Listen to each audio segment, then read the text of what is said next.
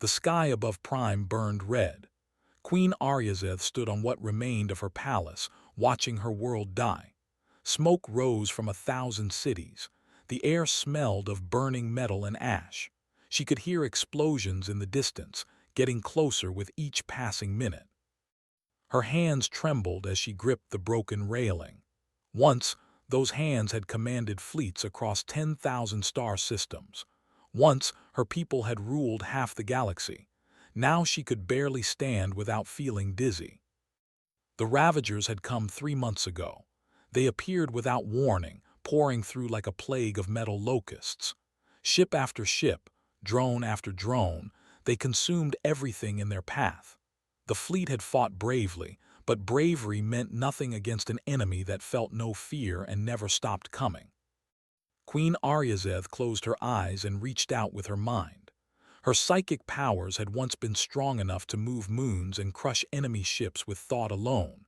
Now she could barely sense the minds of her own people scattered across the dying planet. They were afraid. They were losing hope. Behind her, General approached. His armor was scorched black, and blood dripped from a wound on his forehead. He had been fighting for 72 hours without rest. "Your Majesty," he said, his voice rough with exhaustion, "the eastern cities have fallen. The Ravagers will reach the capital by nightfall. We have 12 ships left, just 12. 12 ships. The Empire, which once commanded 30,000 warships, was down to 12 damaged vessels." Queen Aryazeth felt something break inside her chest, not physically but spiritually. This was the end. "How many people can we evacuate?" she asked. General looked away. "Maybe 10,000, if we're lucky, if the Ravagers don't catch us during launch." 10,000 out of 40 million still alive on the planet. Queen Aryazeth felt sick. She had failed her people.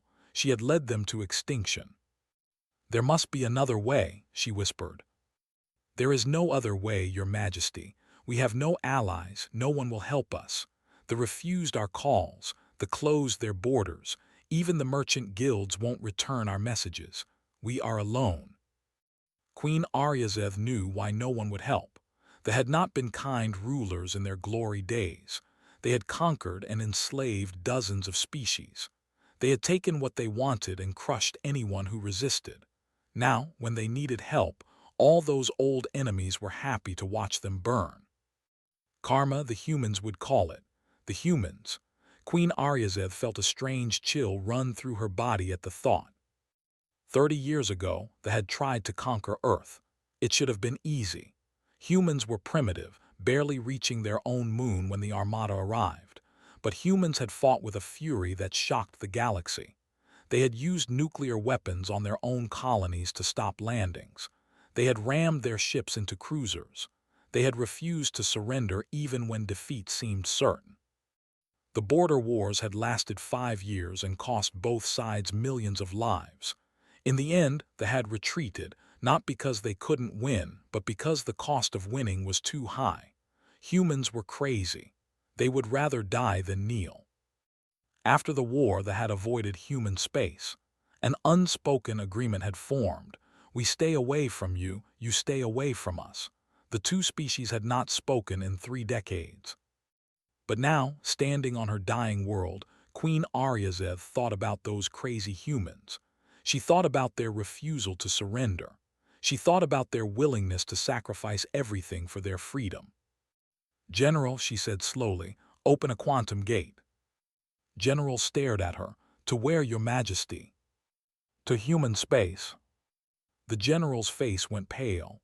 "Your Majesty, the humans hate us. They will never help us. They might even celebrate our destruction." "Open the gate," Queen Aryazeth repeated.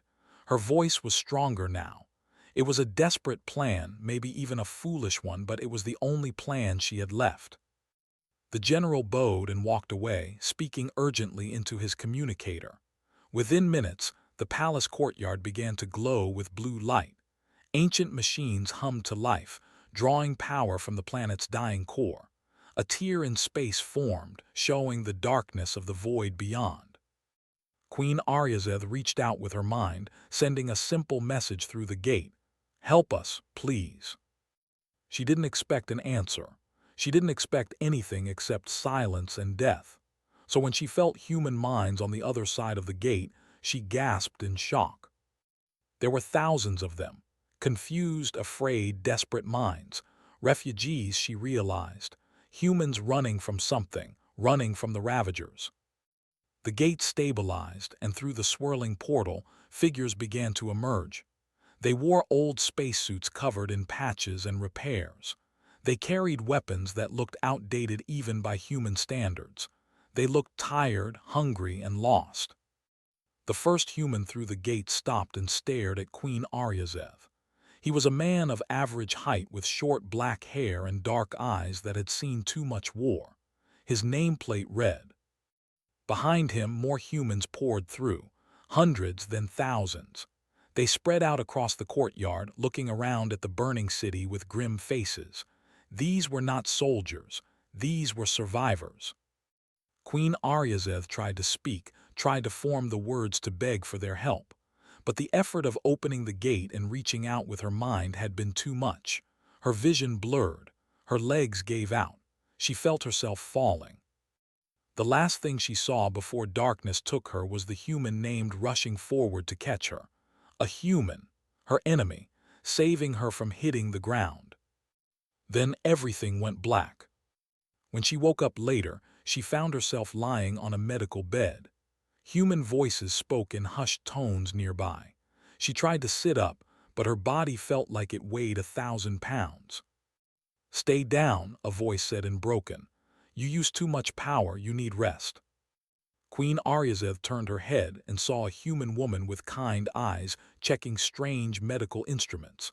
The woman smiled sadly. "My name is," she said. "I'm an engineer, not a doctor, but I know enough to keep you alive. For now." "Why?" Queen Aryazeth whispered. "Why help me? We tried to enslave your people." Smile faded. "Because the Ravagers killed my family, my home, everything I loved. I know what it feels like to watch your world burn. I wouldn't wish that on anyone, not even an old enemy." Outside, Queen Aryazeth could hear the sounds of humans and working together, shouting orders in both languages. She could feel the vibrations of ships landing and taking off. Something was happening, something she didn't understand. "What are they doing?" she asked. "Look toward the door. Called a meeting. All 20,000 humans we have. They're deciding whether to help you or keep running." "And what do you think they'll decide?" Was quiet for a long moment. "I don't know, but I know he lost his wife to the Ravagers 2 weeks ago. If anyone understands what you're going through, it's him." She paused. "Humans can be crazy. We do stupid things when we're angry or scared, but we also do amazing things when we have nothing left to lose." Queen Aryazeth closed her eyes. Outside, her world was still burning. The Ravagers were still coming, and her only hope was 20,000 refugees from a species she had once tried to destroy. She didn't know if the humans would help. She didn't know if anyone could stop the Ravagers now. But for the first time in weeks, she felt something she thought she had lost forever. She felt hope. Stood in the middle of the courtyard, surrounded by 20,000 tired faces. His people. The last survivors of New Sol Station and a dozen other human colonies destroyed by the Ravagers. They had been running for 3 weeks, jumping from system to system, always one step ahead of the machines that wanted to kill them all. Now they stood on an alien world, watching an alien city burn. The same thing that happened to their homes was happening here. The same enemy, the same destruction. "This is insane," someone shouted from the crowd, recognized the voice. It was a young pilot who had lost his entire family when the Ravagers attacked. "Why should we help them? They tried to enslave us 30 years ago. They killed millions of our people." Murmurs of agreement rippled through the crowd. Understood their anger. He felt it too. His wife had died when the Ravagers tore through New Sol Station. He hadn't even had time to say goodbye. One moment she was there, the next she was gone, sucked into space when the station's hull breached. I remember the border wars, an old man said, stepping forward. Knew him too. Minu, a diplomat who had negotiated the ceasefire that ended the war. I remember what they did to us, but I also remember what they didn't do. They enslaved, yes. They conquered, but they never committed genocide. They never wiped out entire species just to take their resources. So what? Shouted back. That makes them better, they're still our enemies. The Ravagers don't enslave, Minu continued calmly. They exterminate, they leave nothing alive. If Prime falls, those machines will gain all the technology. Their shields, their weapons, their jump drives, they'll become unstoppable.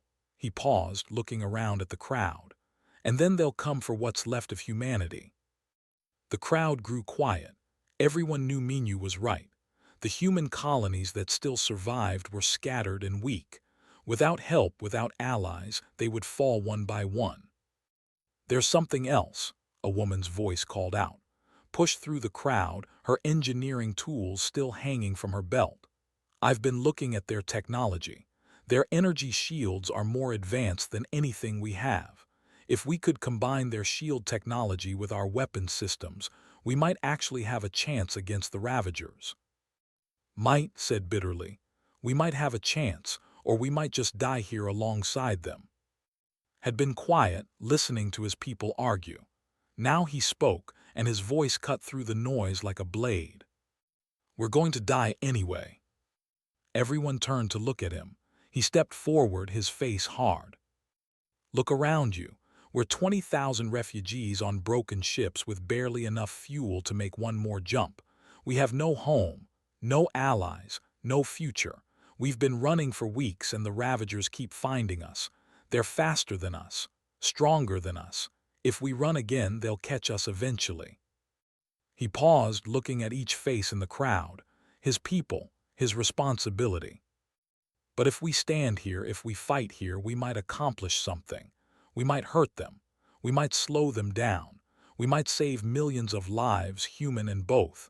And maybe, just maybe, we'll find a way to survive. Or we'll die like fools, said, but his voice was quieter now.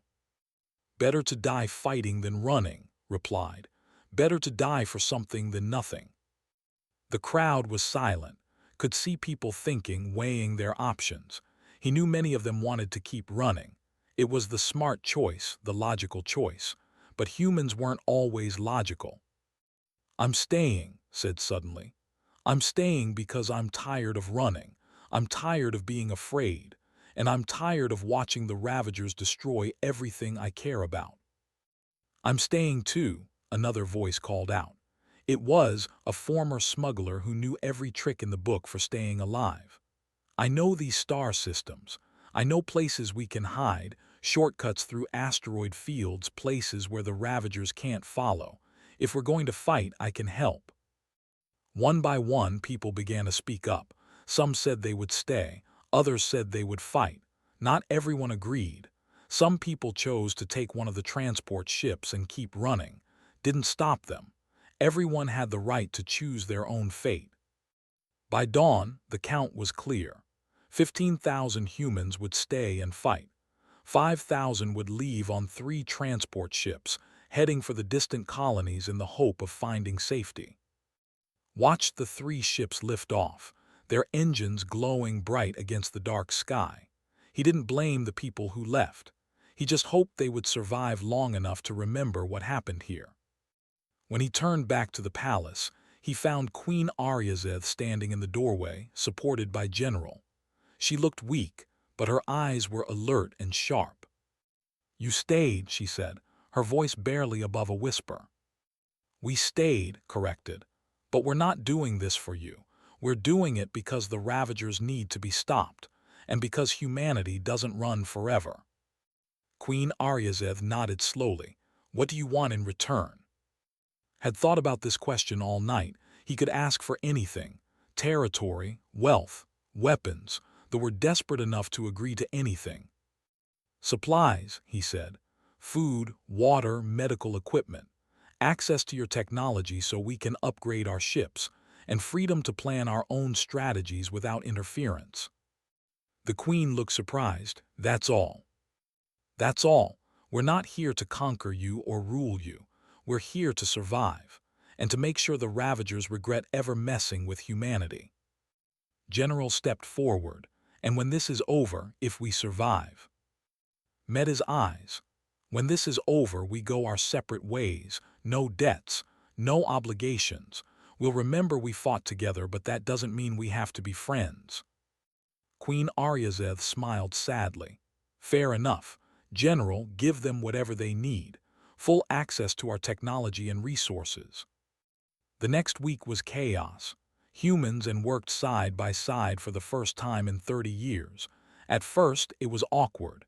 Neither group trusted the other. Old hatred simmered beneath the surface, but necessity forced cooperation. Led teams of human engineers into the workshops. She studied their shield generators with wide eyes, amazed by their elegance and efficiency. The engineers watched her work with equal amazement as she found ways to modify their technology that they had never considered. "Your people think differently than us," an engineer named N said as he watched rewire a shield matrix. "You see problems we never notice." "And you build things we never imagined," replied without looking up from her work. "Maybe that's why we need each other."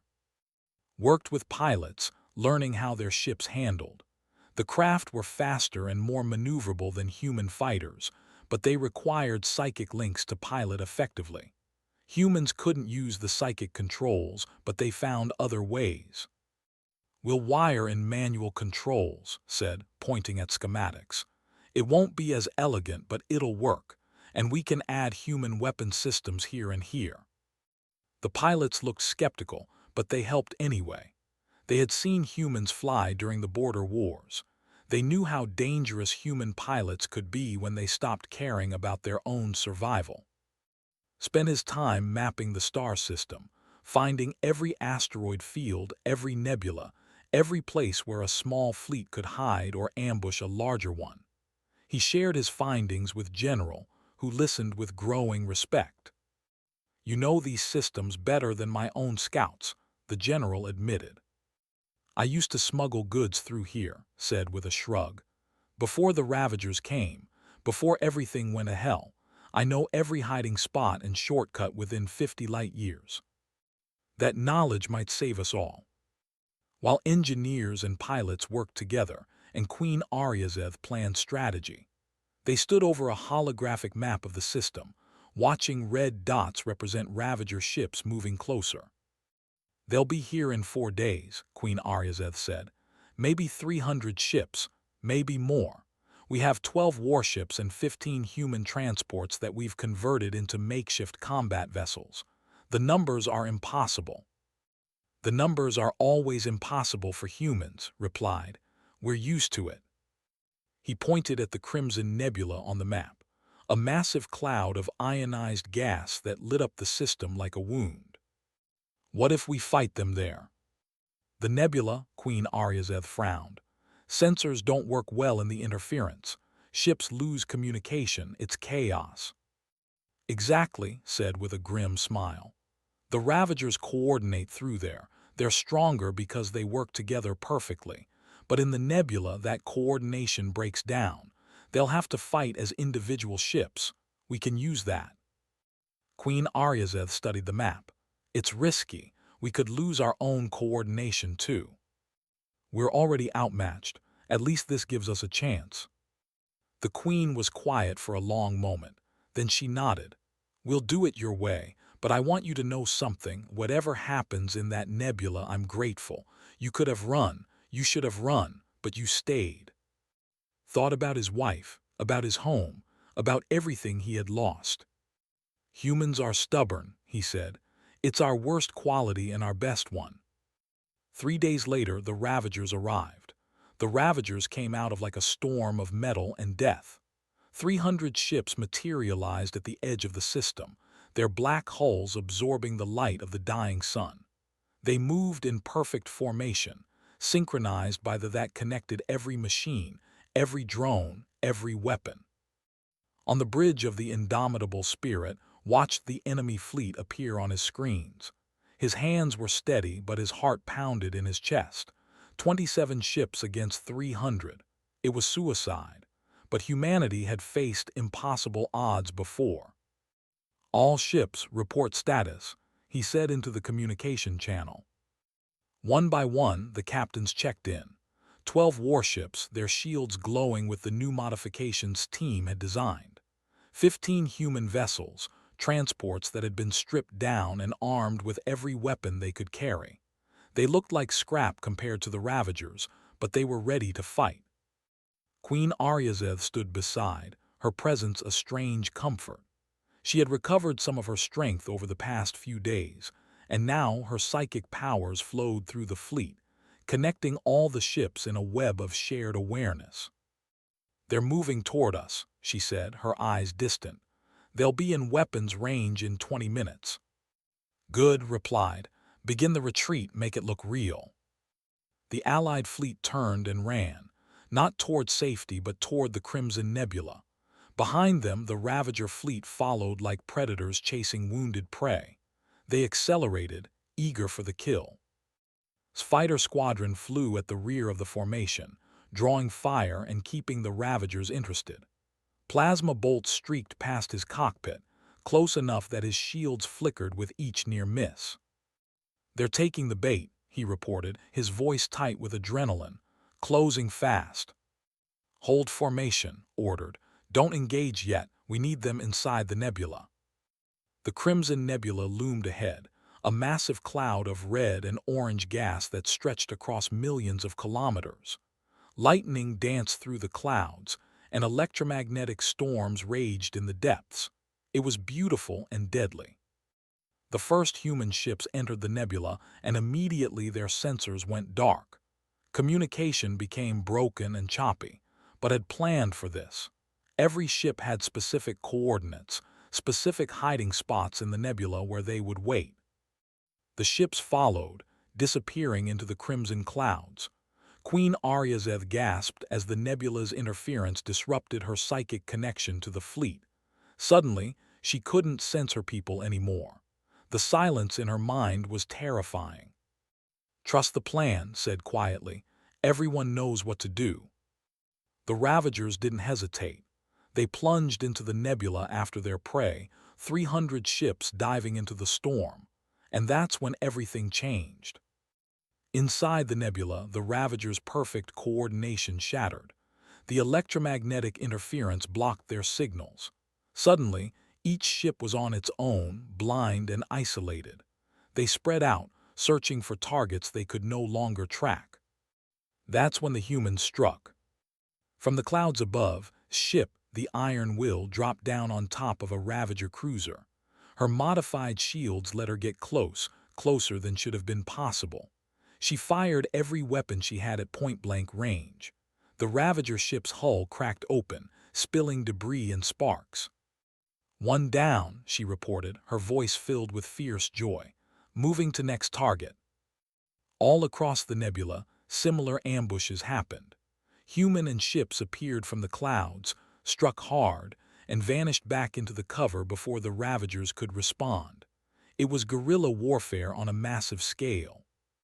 Led his fighter squadron through a narrow canyon of gas and lightning, with 6 Ravager fighters on his tail.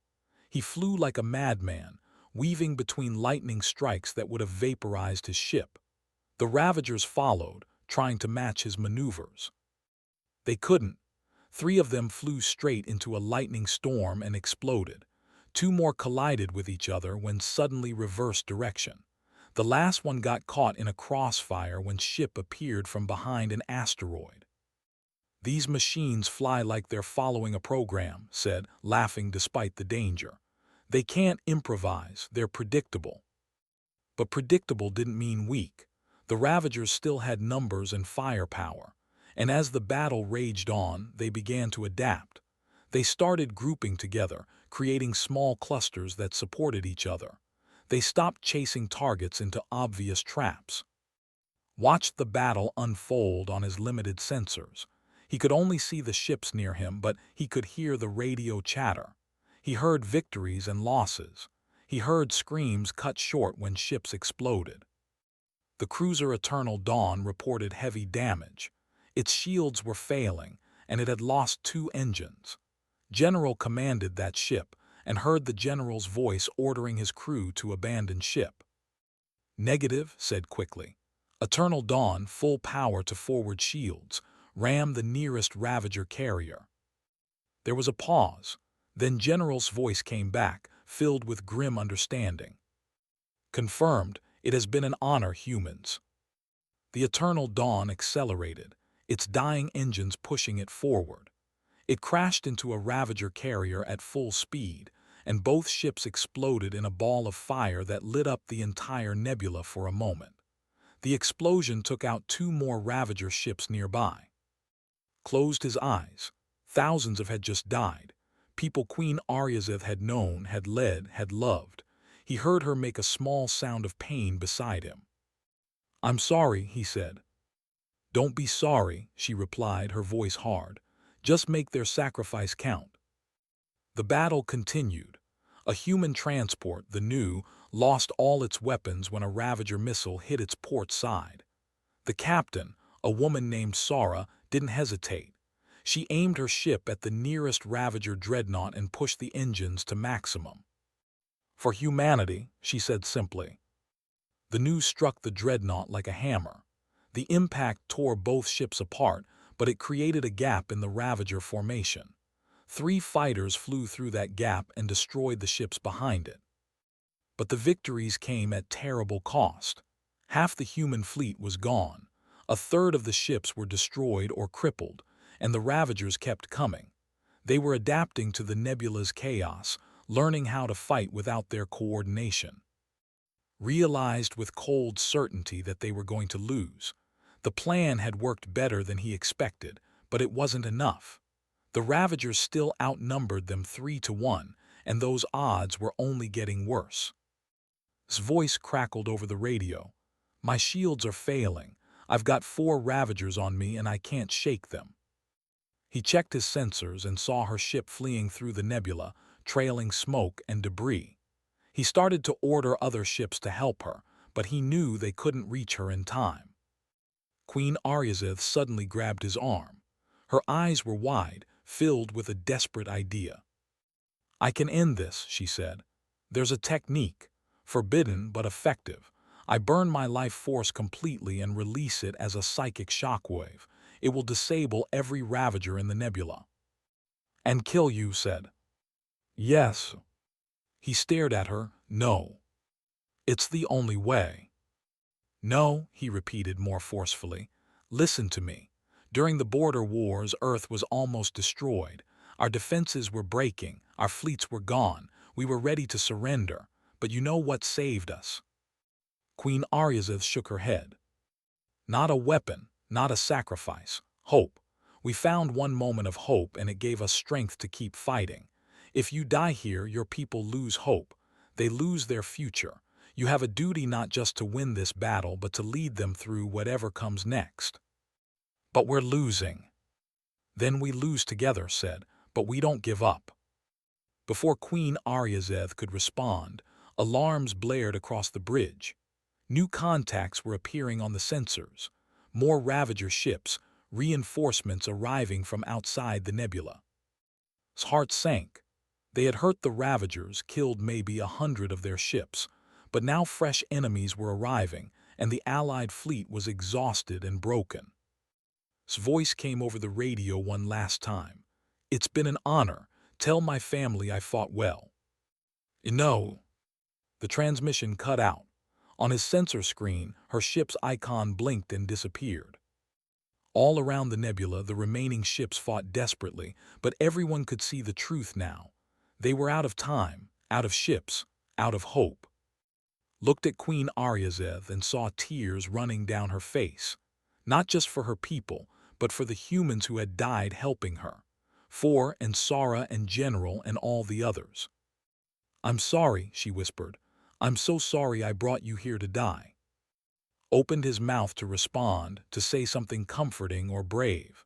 But before he could speak, something impossible happened.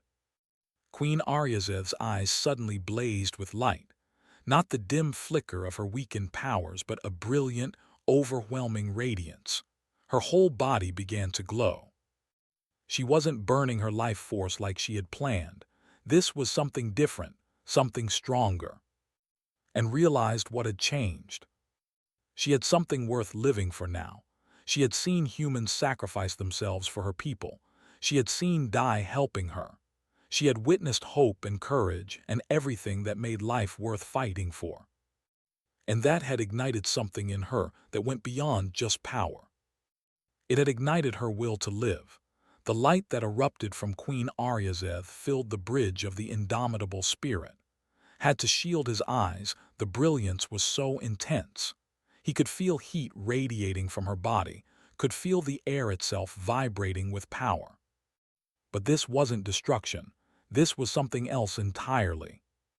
Queen Aryazeth's consciousness exploded outward, breaking through the electromagnetic interference of the nebula like it was nothing. Her mind touched every ship in the Allied fleet simultaneously. Human and alike gasped as they felt her presence in their thoughts. Not controlling them, not commanding them, connecting them. Who had been flying blind through a cloud of gas, suddenly knew exactly where every friendly ship was. He could sense the Ravager fighters behind him, could predict their movements before they made them. His hands moved on the controls with impossible precision. He rolled left, avoiding fire he couldn't see. He fired his weapons at a target hidden in the clouds, and his shots hit perfectly. The Ravager fighter exploded and didn't even need to look to know it was destroyed. He just knew. "What is this?" he whispered, amazed and terrified at the same time. Across the nebula, every pilot, every gunner, every crew member felt the same thing. They were still individuals, still themselves, but they were also connected. They could feel each other's thoughts, share information instantly, coordinate without speaking. They had always fought this way, linked by their queen's psychic powers. But they had never been this strong, this clear, this unified. And the humans, who had never experienced anything like it, adapted with frightening speed. Ship had been cornered by 5 Ravager cruisers. He was out of weapons, his shields nearly gone. But now he could sense other ships nearby, hidden in the clouds. He dove down, leading the Ravagers into a kill zone where 3 fighters were waiting. The ambush was perfect because everyone knew exactly where to be and when to fire. The Ravagers, built to work as a suddenly faced enemies who could do the same thing. But the Allied fleet had something the machines didn't. They had creativity. They had emotion. They had the ability to make choices that didn't follow any program or logic. On the bridge of the indomitable spirit, watched Queen Aryazeth pour everything she had into maintaining the connection. Sweat ran down her face. Blood dripped from her nose, but her eyes blazed with determination. "It hurts," she said through gritted teeth, "but I won't let go, not while our people are still fighting." Wanted to tell her to stop, to rest, but he knew she wouldn't listen, and he knew they needed this. Without her coordination, they would lose. With it, they had a chance. He focused on his own role. With the psychic connection, he could see the entire battlefield in his mind. He could sense where ships were struggling, where gaps in the Ravager formation existed, where the next attack would come from. "All ships," he said, and his voice carried through both the radio and the psychic link. "Target the Ravager carriers. They're the command ships. Take them out and the rest will fall into chaos." The fleet moved as one. Human and ships converged on the massive Ravager carriers from multiple directions. The carriers tried to defend themselves, but they were too slow, too predictable. The Allied fleet knew exactly where their weapons would fire before they fired. One carrier exploded, then another, then 3 more in rapid succession. Each destruction sent shockwaves through the Ravager fleet, disrupting their formation and creating more openings. But the cost was still terrible. Ships died on both sides.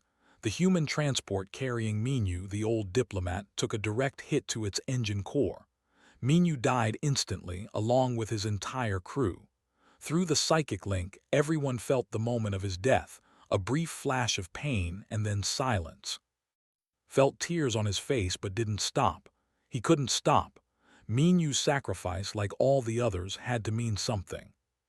The Ravager reinforcements that had just arrived tried to enter the nebula, but now they faced an organized defense.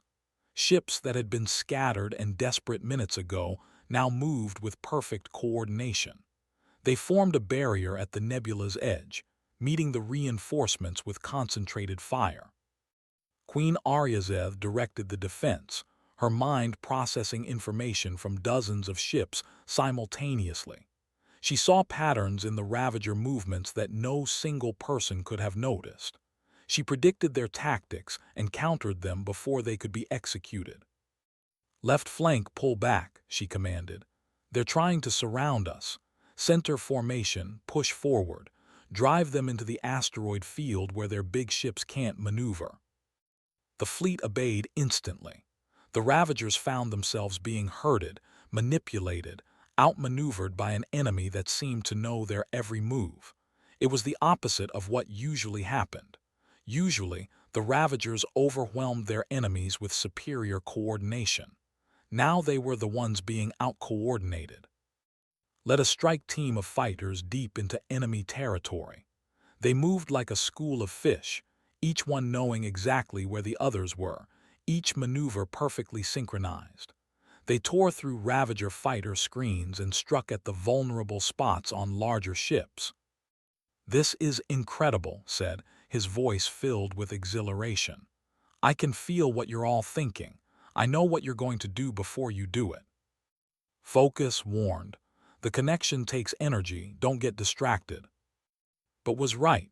It was incredible. Humans and fighting not just alongside each other, but as parts of a greater whole. It was the kind of unity that only came in desperate moments, when survival depended on trust. The Ravagers began to retreat. Not all of them, but enough that the tide of battle shifted. The machines calculated their losses and determined that victory here was no longer guaranteed. They were programmed to win efficiently, not to fight losing battles. But Queen Aryazeth wasn't going to let them escape. Not after they had killed so many. Not after they had burned worlds and destroyed civilizations. She reached out with her power and disrupted their jump drives, trapping them in the system. "End them," she said, her voice cold and final. "Every single one." The Allied fleet descended on the Ravagers like wolves on wounded prey. Ships that tried to flee were hunted down. Ships that tried to fight were overwhelmed. The battle turned into a slaughter, and for once, the Ravagers were the ones being slaughtered.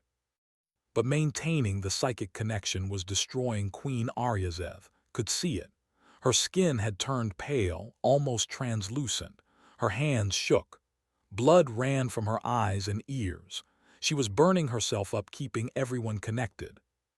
"You have to stop," he said, gripping her shoulders. "We've won, let them go, you're killing yourself." "Not yet," she whispered. "A few more minutes, just a few more." She held on with pure willpower, refusing to release the connection until the last Ravager ship was destroyed.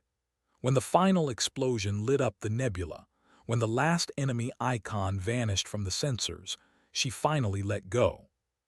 The psychic connection severed all at once. Across the fleet, humans gasped as they suddenly felt alone in their own heads again. The sudden isolation was shocking after being so intimately connected. Queen Aryazeth collapsed, caught her before she hit the floor, lowering her gently. Her breathing was shallow, her pulse weak. She had used too much power, pushed herself too far beyond her limits. "Get a medical team here now," shouted. But Queen Aryazeth opened her eyes and looked at him. Despite everything, she smiled. "We won," she said. "Yes, we won. Thank you for not letting me give up. Thank you for showing me what hope looks like. Save your strength, you're going to be fine." She shook her head slightly.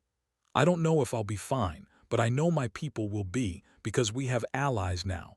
Real allies, not subjects or slaves, but friends." Medical teams rushed onto the bridge. They surrounded the Queen, working frantically to stabilize her, stepped back, letting them work.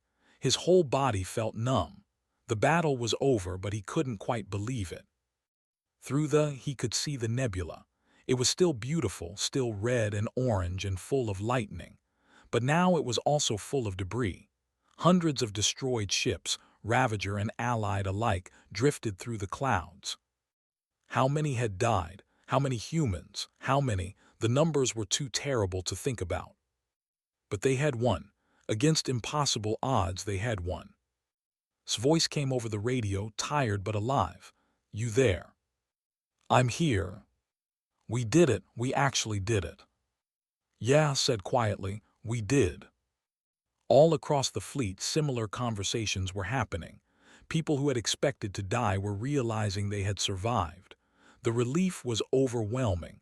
Some people laughed. Some cried. Some just sat in silence, too exhausted to feel anything. Reported that only 4 human ships had survived, 4 out of 15, thousands of humans dead. They had lost 7 ships out of 12, tens of thousands of their people gone. The victory didn't feel like a victory. It felt like survival, barely. But when looked down at Queen Aryazeth, still fighting for her life with medical equipment beeping around her, he understood something important. They hadn't just survived a battle. They had done something more significant. They had proven that old enemies could become allies, that different species could fight together, trust each other, save each other, that the galaxy didn't have to be a place of endless war and conquest. The Ravagers had tried to exterminate 2 civilizations. Instead, they had forced those civilizations to unite, and in doing so, they had created something they couldn't understand or defeat. They had created hope. The first rays of dawn touched the ruins of the palace on Prime, stood on the same broken balcony where Queen Aryazeth had stood weeks ago, watching her world burn. Now the fires had been put out. The Ravagers were gone, but the scars remained. Behind him, he could hear the sounds of reconstruction. Humans and working together, clearing debris, repairing buildings, salvaging what could be saved. The languages mixed together, creating a strange harmony of voices that spoke of cooperation rather than conflict. He was tired, more tired than he had ever been in his life. The battle had ended 3 days ago, but his body still felt the weight of every decision, every loss, every moment of terror. He had barely slept. Queen Aryazeth had survived. The medical teams managed to stabilize her, though the doctors said it would be months before she fully recovered. Her psychic powers might never return to their former strength, but she was alive, and that was what mattered. Footsteps approached from behind. Turned to see walking toward him, his pilot's jacket torn and stained but his eyes bright with life. "The council's ready," said. "They're waiting for you." Nodded and followed the young pilot back into the palace. They walked through corridors that were being rebuilt, past rooms where civilians looked at humans with a mixture of gratitude and uncertainty. The old fear was still there, memories of the border wars not yet forgotten. But something new was growing alongside that fear. Respect. The council chamber was a large room with windows that looked out over the city. Queen Aryazeth sat at the head of a long table, still weak but determined to be present for this meeting. Around her sat the surviving leaders of both species, 4 human ship captains, 5 generals and administrators. Was there too, representing the civilian survivors. Took his seat and the room fell silent. Everyone looked at him, waiting. He realized with some discomfort that he had become their leader, not through any official title, but through the simple fact that people listened when he spoke. "We need to talk about what happens next," Queen Aryazeth said, her voice still weak but clear. "The Ravagers are defeated here, but they're not gone. They'll come back eventually. We need to prepare.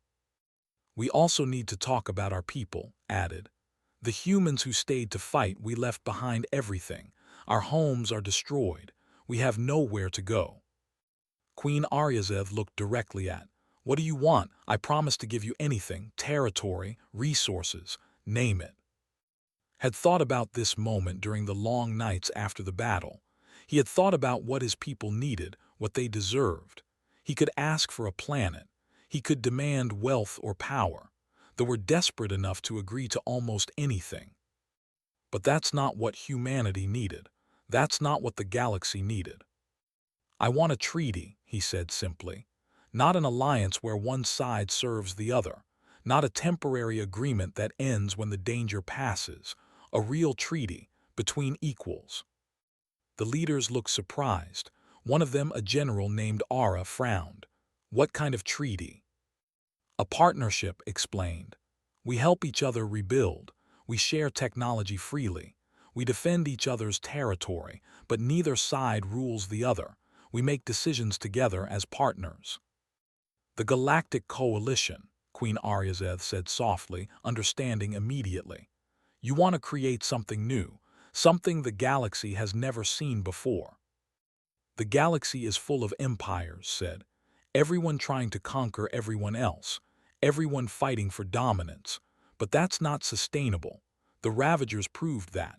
They target civilizations one at a time, and those civilizations fall because they have no one to help them. He stood up, placing his hands on the table. But what if we changed that? What if we built something different? A coalition of species that protect each other, that share resources and knowledge, that stand together against threats like the Ravagers. The room was quiet as everyone considered his words, spoke up first. It sounds good, but how do we know it'll work? They tried to enslave us 30 years ago. How do we know they won't try again? It was a fair question, one that everyone was thinking. Queen Aryazeth Met's gazed directly. You don't know, she admitted. Just like we don't know if humans will seek revenge for the border wars. Trust is a choice, not a guarantee. But I can tell you this. I have seen humans sacrifice themselves for my people. I have felt your courage and your compassion through the psychic link. If you can forgive us enough to fight beside us, then we can be worthy of that forgiveness. She paused, and when she spoke again, her voice was stronger. I cannot change what the Empire did in the past. I cannot bring back the millions who died in our wars. But I can promise that the future will be different. We will be different, because we have seen what happens when we stand together, and we will never forget it. Leaned back in his chair. Pretty words, but words don't feed people. Words don't rebuild homes. If we're going to stay here, we need guarantees. You'll have them, Queen Aryazeth said immediately. Any human who wants land on Prime will receive it. Any human who wants to return to human space will be given a ship and supplies. We'll help rebuild the human colonies that were destroyed. And we'll do it not as payment for a debt, but as partners investing in each other's future. The discussions continued for hours. They argued about borders, about technology sharing, about how decisions would be made. It wasn't easy. Old grudges surfaced. Distrust flared up. But slowly, painfully, they built something. By evening, they had the outline of a treaty. The Galactic Coalition would be open to any species that agreed to its core principles: mutual defense, free trade, respect for sovereignty, and democratic decision-making. Neither humans nor would lead it alone. Instead, a council with representatives from each member species would make decisions together. It's ambitious, Ara said, reading through the document. Maybe too ambitious. Most species in the galaxy won't want to join. They'll see it as weakness. Let them, replied. We're not trying to conquer the galaxy. We're trying to survive it. And if other species want to join later, the door will be open. Queen Aryazeth signed the treaty first, her hand steady despite her weakness. Then signed, followed by the other human leaders. The generals added their signatures. It was done. The first Galactic Coalition was born in a room full of former enemies, signed by people who had every reason to hate each other, but chose hope instead. Over the following months, Prime slowly healed. Humans and built new cities together, combining their architectural styles into something unique.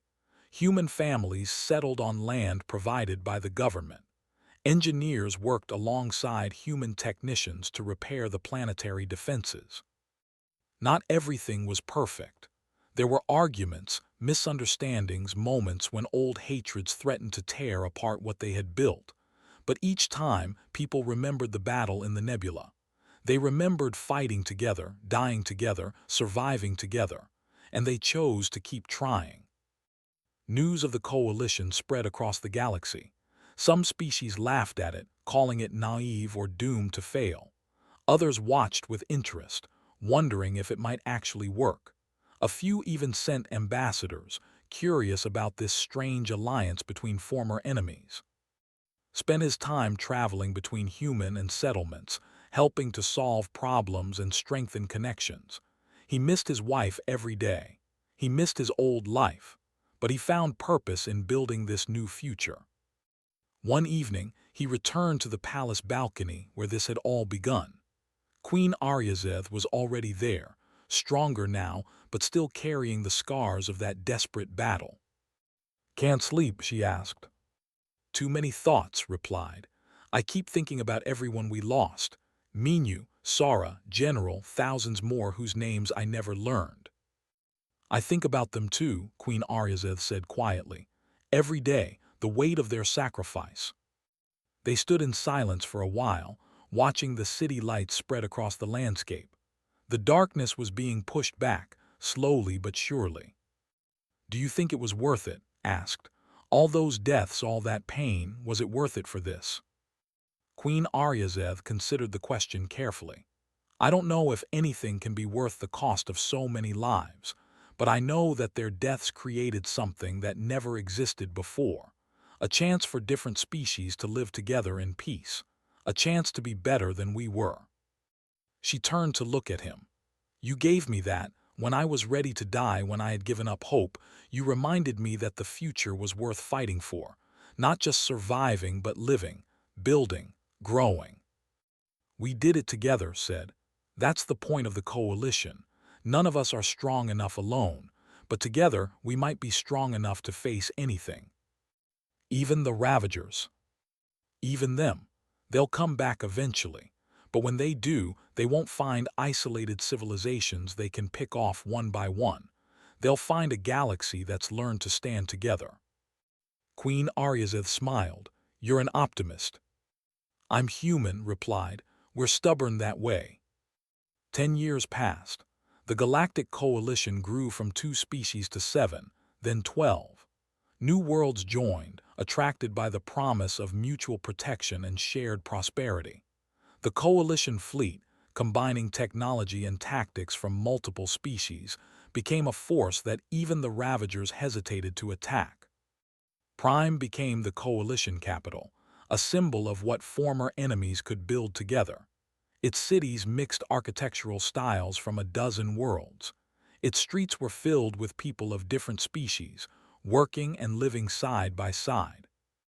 On the 10th anniversary of the battle in the Crimson Nebula, a memorial was unveiled. A massive crystal structure inscribed with 7,000 human names and 30,000 names. Everyone who died in that desperate fight stood before the memorial, now an old man with white hair and a body worn by years of service. But his eyes were still bright, still full of the determination that had defined him. Queen Aryazeth stood beside him, her psychic powers never fully recovered but her spirit stronger than ever. She had led the coalition through peace and war, always remembering the lesson learned in blood, that unity was stronger than conquest. Young people of both species gathered around the memorial, children who had been born into a galaxy where humans and were partners rather than enemies. They listened as the old veterans told stories of the battle, of the sacrifices, of the moment when everything changed. "Why did they do it?" a young child asked, pointing at the human names. "Why did humans help us when we had been enemies?" Smiled at the child. "Because that's what humans do. When someone needs help, when the moment matters most, we show up. We stand together. We fight together. And sometimes, if we're lucky and brave enough, we win together." "And that's what makes them heroes?" the child asked. "That's what makes them human," Queen Aryazeth replied. "And that's what makes us all better than we were." As the sun set over Prime, casting long shadows across the memorial, thought about his wife, about all the people he had lost, about the impossible journey that had brought him from a refugee fleeing destruction to a founder of the Galactic Coalition. He thought about the day he had stepped through a quantum gate onto a dying world, when a queen was on the verge of defeat and he had emerged from the crowd. He hadn't known what would happen. He hadn't planned to save the galaxy. He had just been a human who refused to give up, who refused to let others face destruction alone, who believed that even in the darkest moment, hope was worth fighting for. And in the end, that had been enough. Humanity, fuck yeah.